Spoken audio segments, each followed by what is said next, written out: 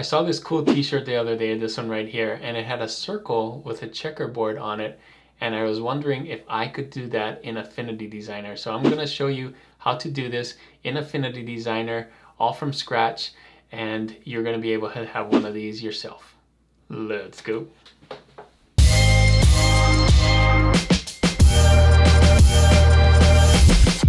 Hey everyone, it's Juno with Detour Shirts. In this video, I'm going to show you how to use Affinity Designer, more specifically to make this circle or checkerboard pattern in a circle. So we're going to use a lot of tools in Affinity Designer. I'm going to be using Affinity Designer 2, but you can do this in Affinity Designer 1. We're not going to use any special things that are in 2 that aren't in 1.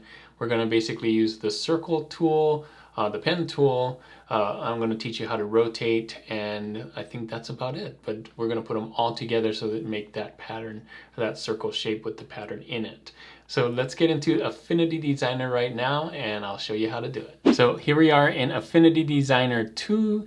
You can use 1, like I said. The first thing you're going to do is create an artboard. I already did that, and this artboard is 4500 by 5400. You can see right there in the pixels. The reason I do that is so that we can make it the right size for your t-shirt design that you're doing. So size is very important here. We can scale it up and down in this, it's vector, but it's easier to just make it the right size at the get-go. So first things first, let's do the circle. So here is the ellipse tool right in here, you see, and then I'm just gonna hold down shift while you do this. Click on here and drag. So we want to make sure that this circle is the right size. This is going to be the outer circle, just like that. Okay, and this circle is going to be white with an outline here. And let's do this. We'll do a stroke, a little bigger. So I'm using 7-point stroke. You can do 6 or 8 or whatever. Just make sure that it's thick enough to see. And I don't think that's exactly white. Yeah, I had some. We're going to use CMYK colors and do 000 for the white. All right, so we're going to actually need 3 circles. So let's do another one. I'm going to hit Command J, which will copy and paste something right in the front. See that?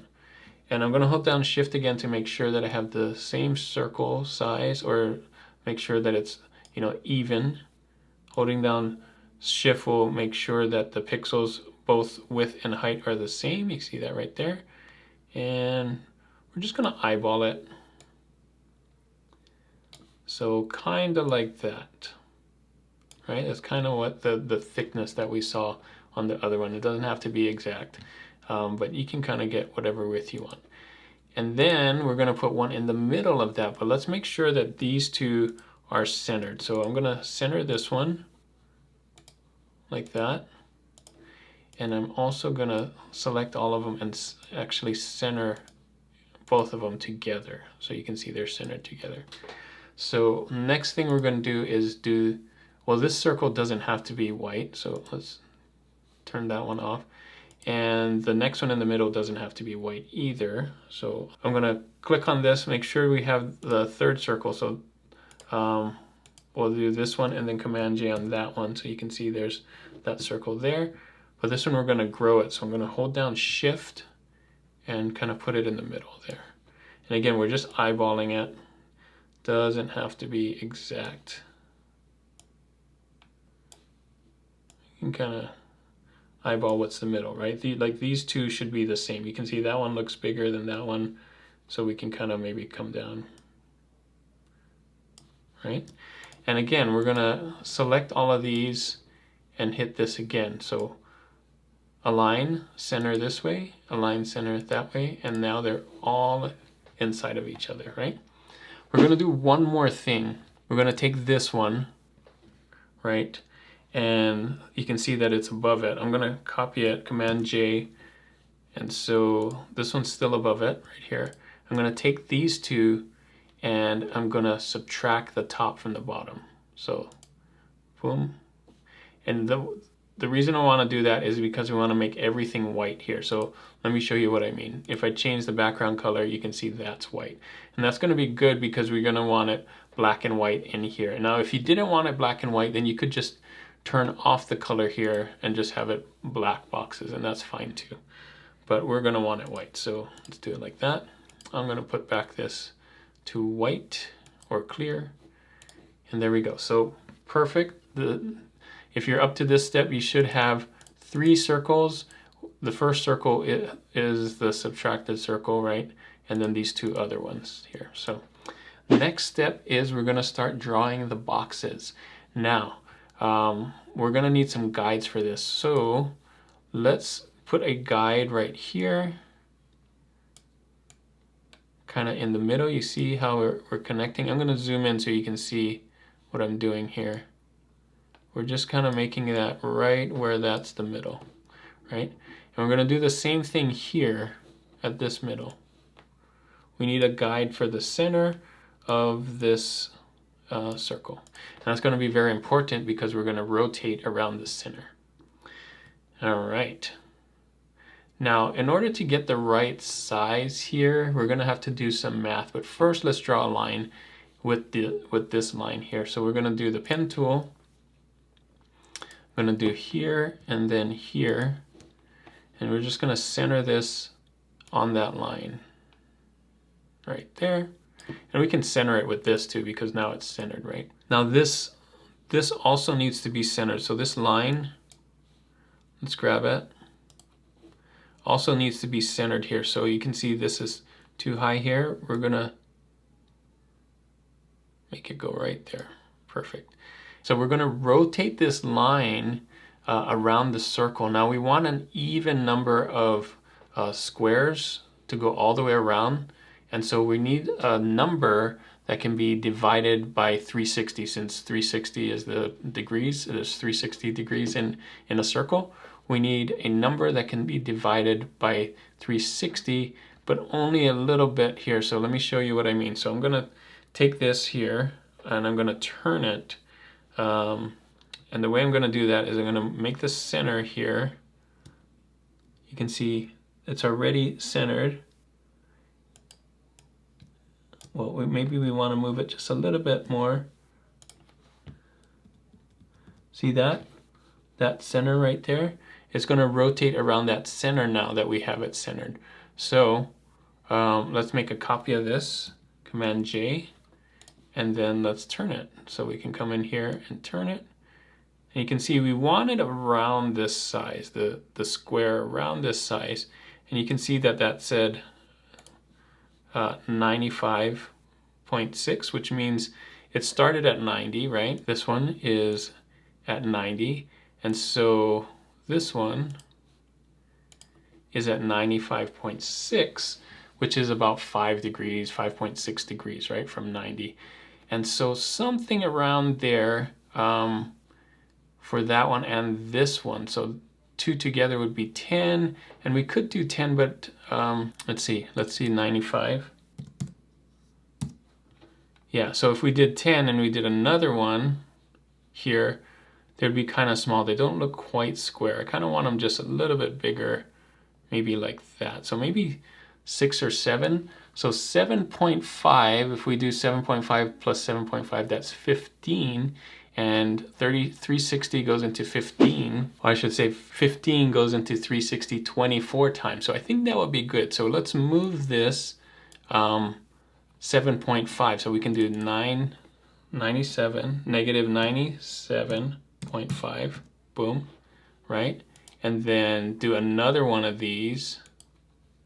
I'm gonna do J again, and then move it here. Whoops. Another, if we do 90 plus 15, that's 105, right? 105. Boom. Great. There we go. So now these are going to be our guidelines to draw our checkerboard. So let's come in here, zoom in. Okay, so now that we have these two, we're going to draw it with the pen tool. I have the pen tool right here. I'm going to start at this point and go straight. Hold down Shift, you can make it straight there. Click right here and kind of just curve it. Now you're going to hold down Control and click on this, and that's going to make it so that it doesn't curve. And then go straight down again, just following here and back here and curve. Now, we don't want it to be outlines. We're gonna actually make it a fill. So fill black. And as long as it fills inside of those lines are kind of gonna help us hide the imperfections of the curve here. It's not quite curved the exact same way, but that's okay. It's gonna be hidden, so that's fine. Now we're gonna do the same thing with this one right here. So take the pen tool, click here, here, here, kind of curve it a little bit. Hold down Control and click on here so that it doesn't curve. Come down here and click here and so on, and fill this one with black. All right, so now that we got that, we're gonna click this one and this one, and we're gonna group it. Now we're gonna rotate this one as well on here, and so we're gonna move the center of this. Click on it. You see the center right there? We're gonna go in, see that little dot? We're gonna move it. You see that? We're gonna move it to the middle here, where we had the other one. So grab it, move it all the way down. We're kind of zoomed in, so hard to see, but we'll zoom in even more so we can get it right on the center. Right there. Good enough. All right. So now that we have this and we rotate it on there, we're gonna hit Command J again. So we'll see in our layers here, this group, we hit Command J, and then we turn it from here all the way there, like that. And then we can hit Command J again, and it'll do it automatically. You see that? So now if we keep hitting Command J, I'm gonna zoom out so you can see what's happening. I'll hit Command J again. J, J, Command J, see that? It's just doing the same action that we just did, because Command J is repeating the same action. So we're going around here, and it's gonna connect perfectly, well, almost perfectly, to the end here. And it really depends on where we put this. We might have put it just slightly off, or made this slightly off, but that's okay. We can take this last one and just drag it here, and nobody will know. There you go. And now we can remove these.